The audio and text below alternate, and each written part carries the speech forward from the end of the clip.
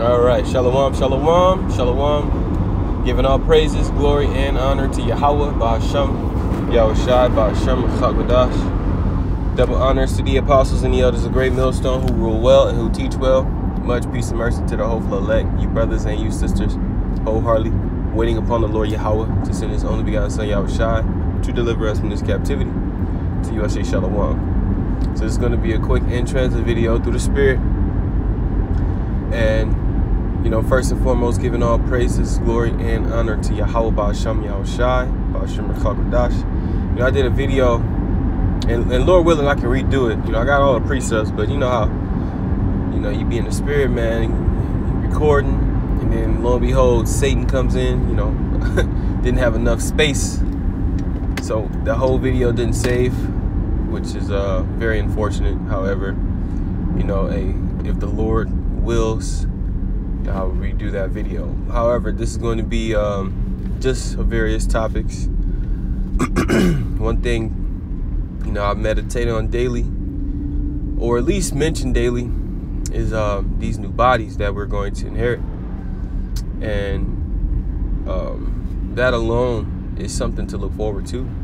If you're going through health issues, if you're going through physical, you know, thorns in the flesh, so to speak.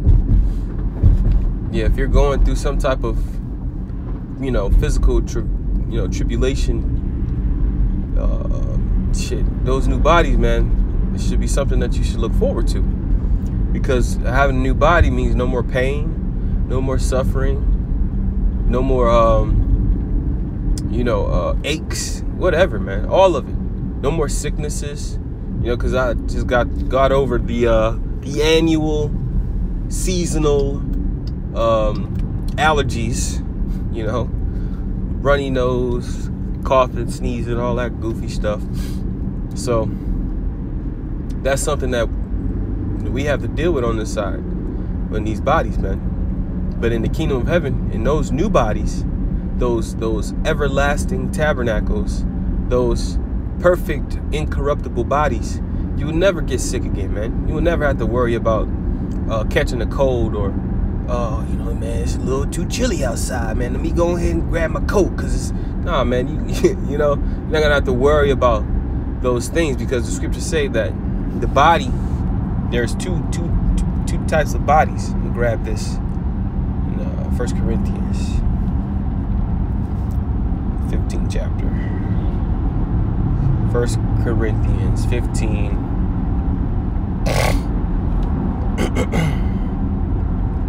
And I'm not going to read all of it, but I'm going to read a little bit. Let's see here.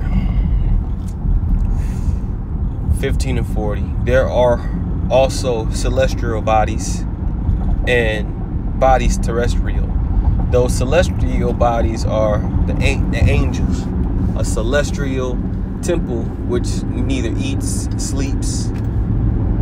You see, it does not sin against Yahweh Shai. It is a celestial body. It can transfer through these different dimensions, through the vehicles of the Heavenly Father, the heavens. And then you have the bodies terrestrial. Terrestrial, you think of terrain, you think of the ground. So you got the terrestrial bodies, that of the earth, of the soil. When you go into Adam's name, it's Adama, which is what? You know, from the ground. So, but the glory of the celestial is one, and the glory of the terrestrial is another. So it's two different glories, because the celestial body doesn't die, doesn't decay. You know, it's in the full, perfect order under the commandment of Yahweh by Ha Rawchaa. It doesn't have, they don't have earthly desires. Their whole desire is to serve Yahweh by Ha Rawchaa, you know, and fulfill his commandments. You can read that in Sirach 39 chapter. It says their spirits are created for vengeance, you know, and they're pleased to fulfill his commandment. And then it says the terrestrial is another. So the terrestrial body craves to eat, craves to sleep, craves, you know, the pleasure of sleep, etc., etc. You know, defecation, urination. So there's different things that the terrestrial body can do and have to do that the celestial body doesn't. Verse 41, there is one glory of the sun and another of the moon. Now this is going into the other ordinances. I'm gonna jump down.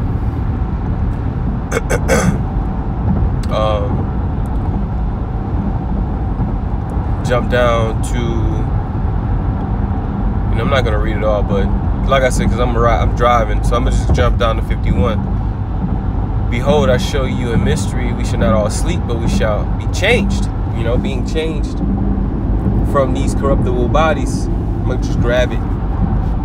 The book of Philippians, because I always quote it, but I never grab it. Philippians chapter 3 and verse 20.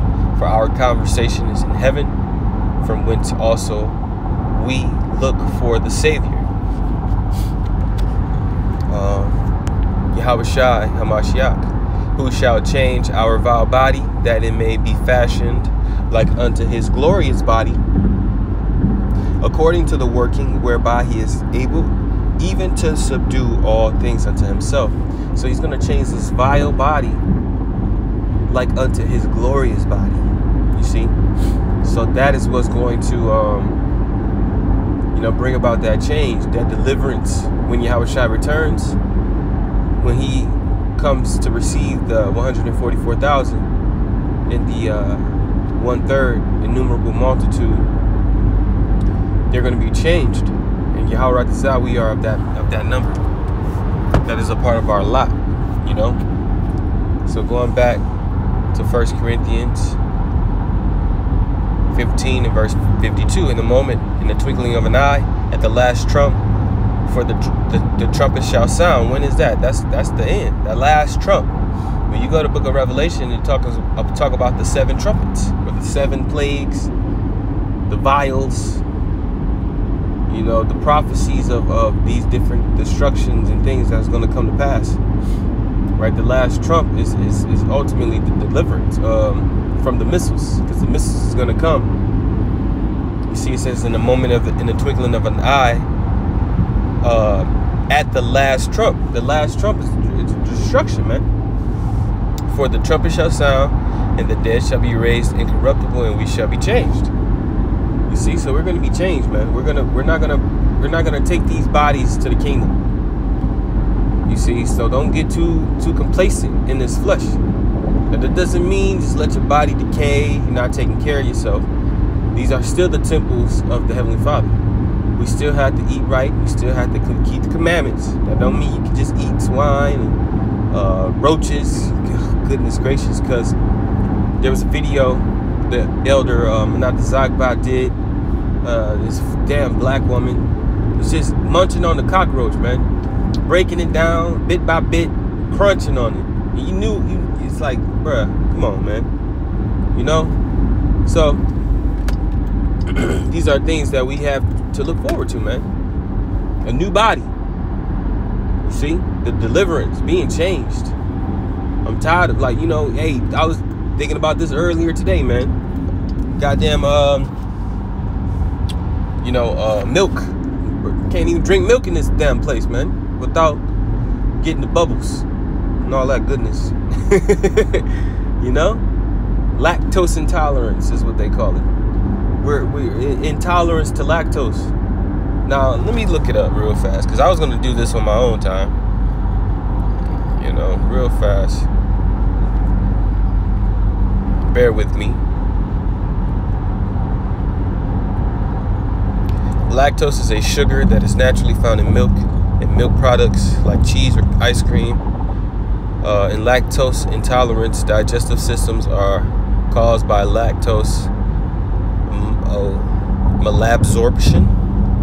I don't know what that means. Malabsorption is a condition in which your small intestine can't digest or break down all the lactose you eat or drink. You see? So your small intestine, you can't even digest the shit, man. Now, let's see, what exactly is lactose? I know it says it's a sugar.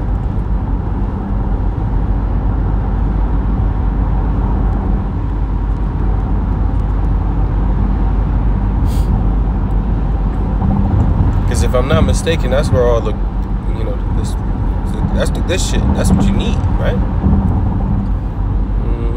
I might have to do my research on the side. Yep. Normally, it says, what does lactose do to your body? Normally, when we eat something containing lactose, an enzyme in the small intestine called lactase breaks it down into smaller sugar forms called glucose and glucose. So basically, it's sugars. You know, so your body can barely we can't even digest glucose, bros. We gotta get out of here. Or not glucose. Yeah, the sugars, man. Because it turns to glucose. It's supposed to turn to glucose. So, you know, these bodies are through. I'm gonna keep reading. Verse 53, for this corruptible must put on incorruption, and this mortal must put on immortality. No, we're gonna put on immortality, man. We're gonna live forever in the kingdom. All Israel shall be saved, as it is written. You see, Ha Rawchaa, man. We're closer to the end of Esau than we were ever before, man. Let's put it like that, man. Every day that goes by, we're one day closer to the kingdom. You gotta have that mindset. You can't get too caught up on this side, because this place is through. You know, we're gonna put on immortality, man. I was watching the Beloved Brothers, you know, from LA, Elder Barack. One thing he said, man, a day's gonna be longer, man. Think about that. You gotta really pay attention. These days are flying by. Back in the 2000s, the 90s, especially the 90s, when I was a kid, because I'm a 90s baby, right? And I know, you know, I can't speak for you elder brothers out there who may have been born in the 70s or 80s or even before, but I can guarantee you that there was a lot more time in the day back in that time period. But even for me, in the 90s, the days were long. I remember being in school and like, God damn, I'm still here. 8 hours felt like days. Now, 8 hours feel like 4 hours sometimes. Especially when you're having fun. When you're actually, 8 hours at work, you feel like 8 hours.